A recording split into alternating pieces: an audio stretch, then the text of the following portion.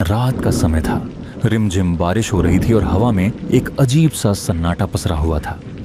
आसमान में बादल इस तरह घूम रहे थे जैसे कोई अनहोनी पहले से ही उनका रास्ता ताक रही हो। अभय 32 साल का एक थका हारा नौजवान शहर की भागदौड़ से उबकर अपने गांव रतनपुर लौट रहा था। उसे शाम ढलने से पहले हर हाल में गांव पहुंच जाना था। रतनपुर में इन दिनों छलवा की चर्चा हर चौपाल और घर के आंगन तक फैली हुई थी। लोग कहते थे कि रात में रास्तों पर अजीब सी हलचल दिखती है और दूर से किसी अनजानी आवाज के सुनाई देने पर आदमी का कलेजा बैठ जाता है।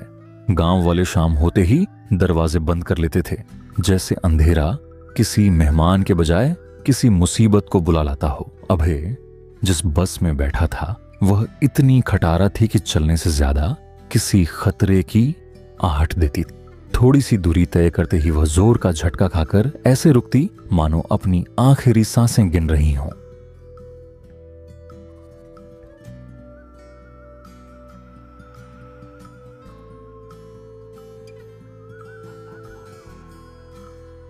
क्या बदकिस्मती है।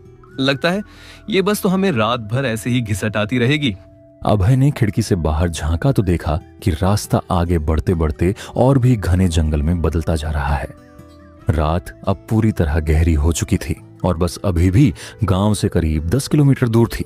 7 साल बाद अभय अपने गांव लौट रहा था, लेकिन वहां क्या क्या बदल चुका है इससे वह बिल्कुल अनजान था। बस के भीतर सन्नाटा पसरा था।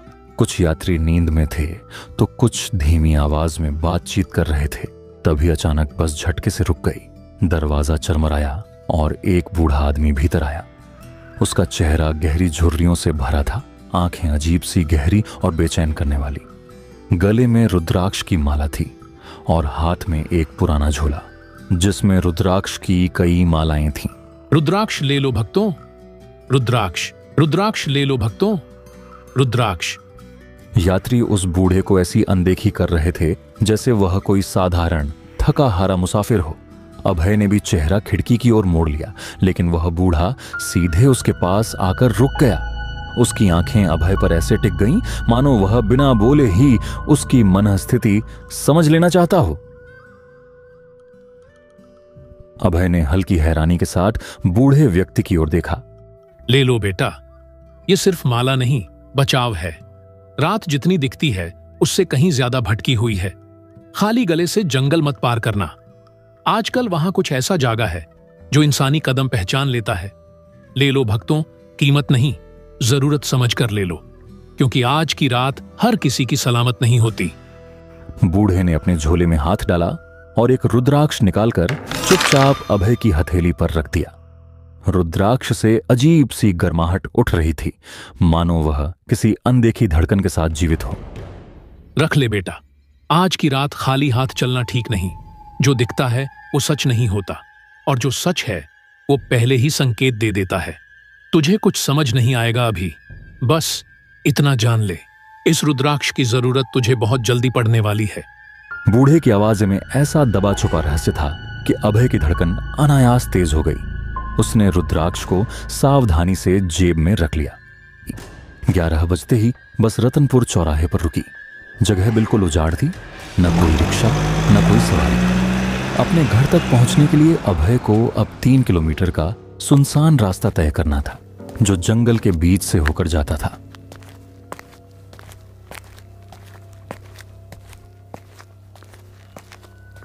रतनपुर का रास्ता कच्चा था और नम मिट्टी की गंध से भरा पड़ा था, और उसके दोनों ओर पेड़ ऐसे खड़े थे जैसे अंधेरे में किसी अदृश्य पहरेदारी में मुस्तैद हों।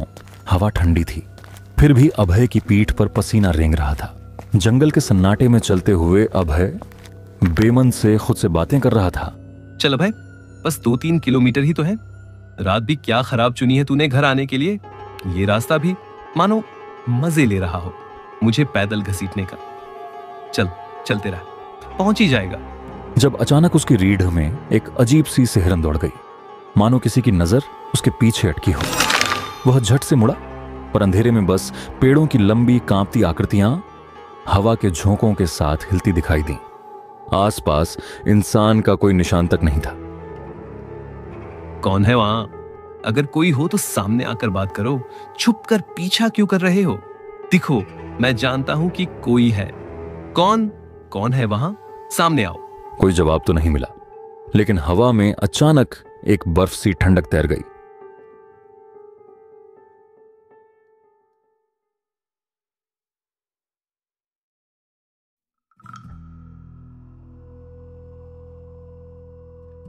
अभय ने घबराकर जेब टटोली और रुद्राक्ष को छुआ। वही अजीब गर्माहट फिर से उसकी उंगलियों में धड़क उठी। उसने बिना सोचे रुद्राक्ष गले में डाल लिया और कदम तेज कर दिए।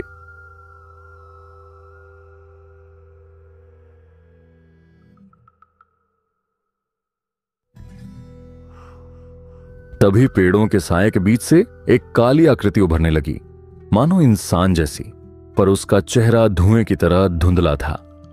उसकी आंखें लाल अंगारों की तरह चमक रही थीं और वह सीधे अभय की ओर बढ़ रही थी। ये कैसी ठंड है अचानक, और ये आकृति? क्या तुम इंसान हो? कुछ बोलो, मुझसे दूरी बनाकर रखो, मैं चेतावनी दे रहा हूं।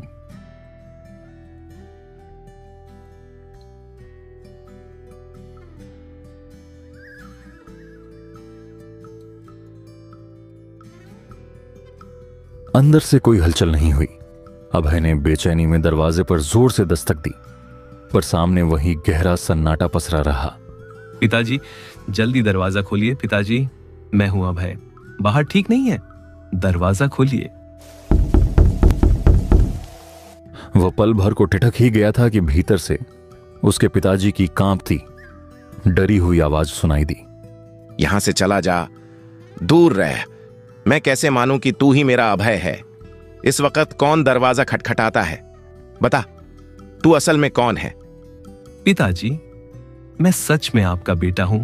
जल्दी खोलिए, कोई मेरा पीछा कर रहा है। उसने देखा कि घर की सारी खिड़कियां कसकर बंद थीं और अंदर से जरा सी रोशनी भी बाहर नहीं आ रही थी। वह चिंतित होकर और पास झुका ही था कि अचानक फिर वही रहस्यमयी फुसफुसाहट उसके कानों में रेंगती हुई उतर गई। अभय ने हड़बड़ाकर पीछे देखा तो वही काली आकृति थोड़ी दूरी पर खड़ी थी, लेकिन इस बार उसका रूप कहीं अधिक भयावह था। उसके चेहरे के सड़े हुए टुकड़े अंधेरे में लटकते नजर आ रहे थे। आंखों की जगह गहरी खाली गुफाएं थीं और उसके मुंह से काले धुएं की लहरें सरकती हुई बाहर निकल रही थीं। यह दृश्य देखते ही अभय की सांस अटक गई। घबराहट में उसने रुद्राक्ष को मुट्ठी में जकड़ लिया और पूरी ताकत से चीख पड़ा, अभय, तू मेरा है। जितना भी भाग ले, मैं तुझे ढूंढ ही लूंगी। तेरी हर सांस, हर कदम मुझे सुनाई देता है। अंधेरे में कोई और नहीं, मैं तेरे पीछे हूं। आज नहीं बच पाएगा। आज तू मेरे साथ ही चलेगा, हमेशा के लिए। सुन ले, मेरे हाथ में रुद्राक्ष है। तू मुझे छू भी नहीं पाएगी। जितना करीब आएगी उतना जल जाएगी, समझी?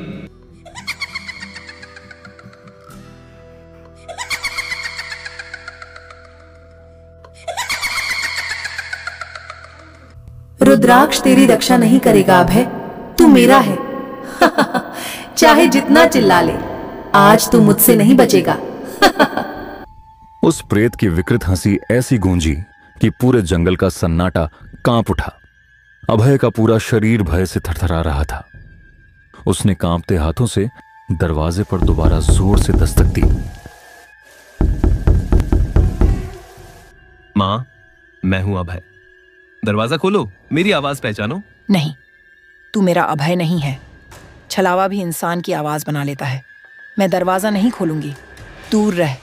मेरे बेटे की आवाज ऐसी नहीं होती। मां, डरो मत, मैं ही हूं, तुम्हारा बेटा। कृपया दरवाजा खोल दो, बाहर बहुत अंधेरा है। अभय की हिम्मत अब टूटने लगी थी। उसे लगने लगा कि अगर वह दरवाजे के बाहर ही फंसा रहा तो वह भयावह परछाई उसे जीवित नहीं छोड़ेगी। घर वाले भी शायद उसे किसी छलावे का रूप समझकर दरवाजा खोलने की हिम्मत नहीं जुटा पा रहे थे। नहीं नहीं, मैं यहां ज्यादा देर नहीं रुक सकता। वो चीज मुझे मार देगी। अगर घर वाले मुझे पहचान भी नहीं रहे तो मुझे कहीं और बचाव ढूंढना होगा। तभी उसके मन में अचानक दादाजी की पुरानी बताई हुई एक बात चमक उठी। गांव के बीचों बीच एक प्राचीन शिव मंदिर है जहां एक पुराना शिवलिंग स्थापित है और कहा जाता है कि किसी भी दुष्ट प्रेत के लिए उस स्थान के पास तक जाना वर्जित है। दादाजी कहते थे शिव मंदिर, हाँ वही एक जगह है जो किसी भी प्रेत को पास नहीं आने देती। बस मुझे किसी तरह वहां पहुंच जाना होगा, वरना आज मैं बचने वाला नहीं हूं। अभय ने हिम्मत जुटाई और तेजी से भागना शुरू किया।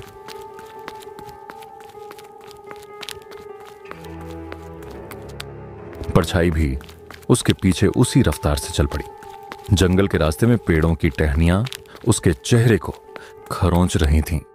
अभय अब तक इसलिए बचा हुआ था क्योंकि रुद्राक्ष उसके गले में था। हवा में प्रेत की हंसी गूंज रही थी, जैसे अंधेरा खुद उसे डराने पर उतारू हो। अभय की सांसें तेज हो रही थीं। उसे लग रहा था जैसे कोई उसे पीछे की तरफ खींच रहा हो। किसी तरह खुद को संभालते हुए वह मंदिर के दरवाजे तक पहुंचा और वहीं गिरकर बेहोश हो गया। थोड़ी देर बाद जब उसे होश आया तो उसने देखा कि उसके पास मंदिर के पुजारी बैठे थे।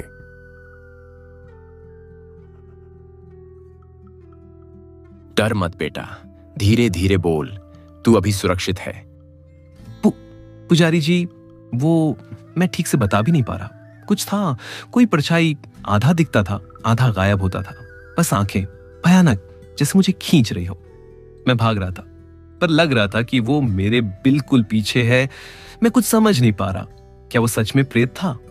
जो भी तेरे पीछे था यहां तक नहीं आ सकता। ले, मैं तेरे शरीर पर भस्म लगा रहा हूं। ये तुझे हर दुष्ट शक्ति से बचाएगी। अब तुझे कोई भी प्रेत छू भी नहीं पाएगा। अपने मन को शांत कर और मेरे साथ भगवान का नाम ले। अभय पुजारी बाबा के साथ धीरे धीरे मंदिर से बाहर निकला। पुजारी उसे सहारा देते हुए उसके घर के दरवाजे तक ले आया।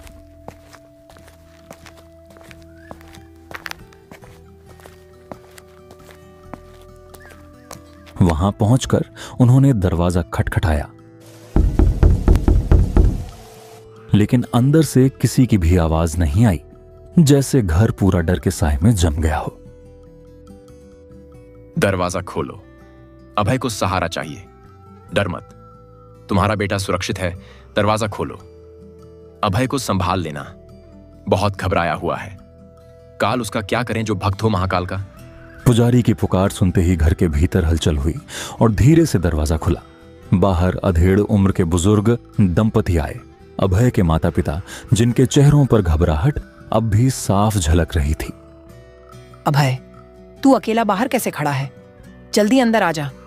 आओ बेटा, बाहर मत ठहर, रात ठीक नहीं है। तू भीतर आ जा, मेरा दिल घबरा रहा है। दरवाजा खुलते ही अभय की मां ने घबराहट में उसका हाथ पकड़ लिया और झटके से उसे भीतर खींचकर दरवाजा तुरंत बंद कर दिया। मां, आपने इतना घबरा कर दरवाजा क्यों बंद किया? बाहर सच में पुजारी बाबा खड़े थे। उन्होंने ही मुझे यहां तक छोड़ा है। वो भी उस छलावे से डर रहे होंगे ना। और मां, उन्होंने ही छलावे से मेरी जान बचाई है, मेरी मदद की है। अभय, क्या कह रहा है तू? बाहर पुजारी बाबा? ये कैसे हो सकता है? उनकी तो 3 साल पहले रहस्यमयी मौत हुई थी। मैं झूठ क्यों बोलूंगा मां? वो मेरे बिल्कुल पास खड़े थे। उन्होंने ही कहा कि जल्दी अंदर जाना। बेटा, तू मुझे डरा रहा है। वो अगर बाहर थे तो मैं उन्हें क्यों नहीं देख पाई? मां, ये कैसे हो सकता है? मैं अभी अभी उनके साथ आया हूं। उन्होंने ही मुझे उस छलावे से बचाया। अगर पुजारी बाबा 3 साल पहले मर चुके थे तो मेरे साथ कौन चल रहा था? और मां, मैं तो रास्ते भर उनसे बातें करता आया हूं। मुझे तो लगा था कि वो सच में मेरे साथ चल रहे हैं। अभय, मैं खुद समझ नहीं पा रही हूं, लेकिन बेटा, तू बाहर जिसको देख रहा था वो इंसान नहीं हो सकता। मैं तो बस तेरी आवाज सुनी थी, वहां कोई दिखाई ही नहीं दे रहा था। और अगर उसने वाकई तेरी जान बचाई है तो बेटा, वो जरूर महादेव की कृपा रही होगी। मां की बात सुनते ही अभय के भीतर जैसे किसी ने जमीन खींच ली हो। उसका दिमाग सुन्न पड़ गया। वह यकीन ही नहीं कर पा रहा था कि अभी अभी जिसके साथ वह चलकर आया वह तो 2 साल पहले मर चुका था। बेटा, इस गांव में छलावा का आतंक है। वह किसी का भी रूप ले लेता है और दूसरे दिन उसकी लाश जंगल में मिलती है। मां, जब मैंने पहली बार दरवाजा खटखटाया था तब आपने दरवाजा क्यों नहीं खोला? और जब मैंने दूसरी बार खटखटाया तब आपने अचानक खोल दिया। पहली बार जब तुमने दरवाजा खटखटाया था, मैं बहुत डर गई थी। मुझे लगा कहीं तुम भी उसी छलावे का भेष न हो, इसीलिए मैंने दरवाजा नहीं खोला। गांव वालों ने एक संकेत तय किया है, जो भी रात में किसी के घर आएगा उसे यह वाक्य बोलना होगा, काल उसका क्या करे जो भक्त हो महाकाल का। जब तक कोई यह नहीं बोलता हम दरवाजा नहीं खोलते। दूसरी बार जब पुजारी बाबा ने यही संकेत बोला, तभी मुझे भरोसा हुआ कि बाहर गांव का ही कोई आदमी है और मैंने दरवाजा खोल दिया। माँ, आपको पता है मेरी जान पुजारी बाबा ने 2 बार बचाई है। एक बार बस में उन्होंने मुझे यह रुद्राक्ष दिया था, उसी ने मेरी जान बचाई। और दूसरी बार आज जब छलावा मुझे पकड़ लेता तभी बाबा ने मुझे अपनी ओर खींच लिया। शुक्र है भगवान का बेटा, तुम्हें कुछ नहीं हुआ, वरना न जाने क्या हो जाता। भगवान की बड़ी कृपा है बेटा। 2 बार मौत सामने खड़ी थी और दोनों बार तुम्हें बचा लिया पुजारी बाबा ने। बेटा, हमने तो जरा सा भी नहीं सोचा था कि तुम इस वक्त इतनी रात को यहाँ आओगे। अब तो मुझे पूरा विश्वास है महाकाल की नजर तुम पर हमेशा है। माँ, ये छलावा आखिर है क्या? ये हमारे रत्नपुर के लोगों को ही क्यों सताता है? क्या किसी ने इसे बुलाया था या ये खुद आया है? बेटा, सच कहूं तो हमें भी कुछ पता नहीं। गांव में कई रातों से ऐसी ऐसी बातें हो रही हैं कि कोई समझ नहीं पा रहा कि यह डर कहां से आया। कोई कहता है जंगल की तरफ किसी पुरानी शक्ति का जागना है, तो कोई बोलता है कि किसी ने कोई भारी गलती की होगी। लेकिन रतनपुर के लोग क्यों परेशान हैं, इसका जवाब किसी के पास नहीं। माँ, इतना आतंक क्यों फैला रखा है इसने? अभय, हम बस इतना जानते हैं कि वह किसी का भी रूप ले लेता है और जिसकी ओर जाता है उसका बचना मुश्किल हो जाता है। इन सारी घटनाओं के बारे में मुझे भी नहीं पता बेटा, बस मैं इतना जानती हूं कि इसका जवाब इस जगह पर जाकर पता लगाया जा सकता है। बेटा, जंगल के बीच एक पुराना बरगद का पेड़ है। गांव वाले कहते हैं कि इस पूरे इलाके की भटकी हुई आत्माएं उसी पेड़ के पास बसती हैं। वहां रात में अजीब साए दिखते हैं और हवा में किसी की फुसफुसाहट सुनाई देती है। लोग मानते हैं कि यही पेड़ इस सारे आतंक की जड़ है। अभय की समझ पर मानो धुंध छा गई थी। उसे समझ नहीं आ रहा था कि उसके साथ क्या घट रहा है। उसका मन बार बार उस प्रेत की झलक और पुजारी की रहस्यमयी बातों पर अटक जा रहा था। मां की बातें सुनकर अभय की सारी थकान पल भर में उड़ गई। उसके मन में बार बार उसी बरगद के पेड़ का ख्याल घूम रहा था, मानो उसकी कोई अनकही सच्चाई उसे भीतर ही भीतर खींच रही हो। ये सब एक साथ कैसे हो सकता है? मेरा अचानक गांव आना, रास्ते में उस रुद्राक्ष वाले बाबा से मिलना, उनका मुझे रुद्राक्ष देना, फिर मंदिर में पुजारी बाबा का मिल जाना, ये सब यूं ही नहीं हो सकता। ये तो कोई साधारण इत्तेफाक नहीं है। शायद सच में भोले बाबा ने ही मुझे बुलाया है ताकि मैं इन भटकी हुई आत्माओं को मुक्ति दे सकूं और गांव वालों की मदद कर सकूं। कहीं यह वही वक्त तो नहीं जब मुझे अपने डर से ऊपर उठकर इस रहस्य का सामना करना पड़े, और शायद मेरी किस्मत अब इसी बरगद के साए में मेरा इंतजार कर रही है। सोचते सोचते अचानक एक विचार बिजली की तरह उसके दिमाग में कौंधा। अभय अचानक बिस्तर से उठा और पुरानी लालटेन थामकर अंधेरे जंगल की ओर बढ़ गया। घने पेड़ों के बीच अकेले चलते हुए उसकी सांसें भारी हो रही थीं।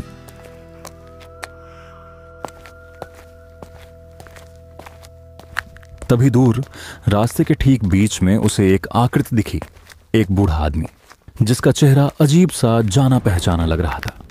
जैसे जैसे अभय उसके करीब पहुंचता उसके रोंगटे और सख्त होते जाते। कुछ ही कदम बाद वह साया धुंध की तरह ओझल हो गया और अगले ही पल अचानक अभय के ठीक सामने प्रकट हो खड़ा हुआ। कौन हो तुम? मेरा रास्ता क्यों रोक रखा है? अभय ने महाकाल का नाम लेकर डंडा पूरी ताकत से जमीन पर पटका। जब संग में हो महाकाल तो क्या करेगा काल? उसी क्षण वह साया अपना असली रूप लेने लगा और अभय सन्ने रह गया। सामने खड़ा कोई अनजान प्रेत नहीं बल्कि वही मंदिर का पुजारी था। 2 बार तुम बच गए अभय, पर बार बार भाग्य साथ नहीं देता। तुम वही हो वही जिन्होंने मेरी जान बस में भी बचाई और आज उस छलावे से भी। हाँ अभय, मैं वही हूं। 2 बार तुम्हारी रक्षा की, लेकिन अब तुम्हारा काल इंतजार कर रहा है। इस बार तुम्हें अकेले सामना करना होगा। अभय बेटा, जहां तुम जाने की सोच रहे हो, क्या तुम उनका अकेले सामना कर पाओगे? जय महाकाल। बाबा, जब मैं यह गांव छोड़कर गया था तब यहां की हालत ऐसी नहीं थी। आखिर इन दिनों में ऐसा क्या हो गया कि पूरा गांव इस छलावे के आतंक में जी रहा है? यह आतंक कोई साधारण नहीं है। यह बदला ले रही आत्मा है जो अपमान और अपने खून का बदला गांव वालों से ले रही है। सुनो, जब तुम गांव छोड़कर गए थे, उसके कुछ ही समय बाद जमींदार रघुवीर सिंह, जो बड़ा ही क्रूर और दुष्ट था, उसने गांव के कई लोगों की जमीन हड़प ली। तभी गांव में एक बंजारण आई, झुमरी। वह बहुत सुंदर थी और उसी पर जमींदार की बुरी नजर पड़ गई। लेकिन जब उसने उसकी नीयत ठुकरा दी तो जमींदार ने उसे पूरे गांव में बदनाम कर दिया। झुमरी ने सबको अपनी सफाई दी, पर किसी ने उसकी बात पर भरोसा नहीं किया और अंत में अपमान से टूटकर उसने अपनी जान दे दी। उसकी आत्मा को शांति नहीं मिली और उसने सबसे पहले जमींदार को मारा। हालांकि लोगों को लगा कि यह कोई रहस्यमयी मौत थी। तब से वह रूप बदलने वाला छलावा बनकर गांव से बदला ले रही है। एक रात जब मैं मंदिर बंद करके लौट रहा था, तब उसने मेरी भी हत्या कर दी। उसे मुक्ति तभी मिलेगी जब उसकी हड्डियां ढूंढकर सही विधि से शांति दी जाए। ये सब सुनकर मन कांप गया है। लेकिन अगर झुमरी की आत्मा को मुक्ति देने से गांव बच सकता है तो मैं यह काम अवश्य करूंगा। पर उसकी हड्डियां कहां मिलेंगी, ये कैसे पता चलेगा? और मुझे इतना ही पता है कि उसके अवशेष पुराने बरगद के पेड़ के पास दफन किए गए होंगे।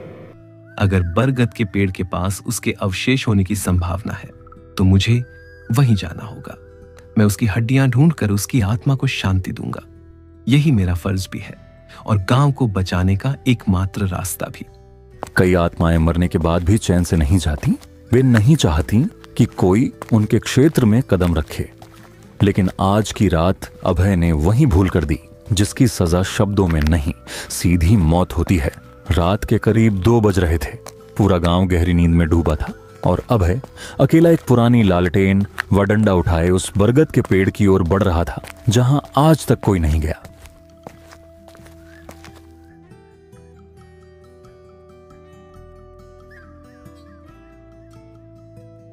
अगर बरगद के पेड़ के पास उसके अवशेष होने की संभावना है तो मुझे वहीं जाना होगा। मैं उसकी हड्डियां ढूंढकर उसकी आत्मा को शांति दूंगा। यही मेरा फर्ज भी है और गांव को बचाने का एकमात्र रास्ता भी। कुछ देर की खामोश यात्राओं के बाद वह आखिर उस अपशकुनी बरगद के नीचे पहुंच गया। लेकिन वह आत्मा शांति नहीं, सिर्फ बदला चाहती थी। अचानक उसकी विकराल छाया हवा में लहराई और सीधे अभय की ओर झपटने लगी। यह दृश्य देखते ही अभय का खून मानो नसों में जम गया।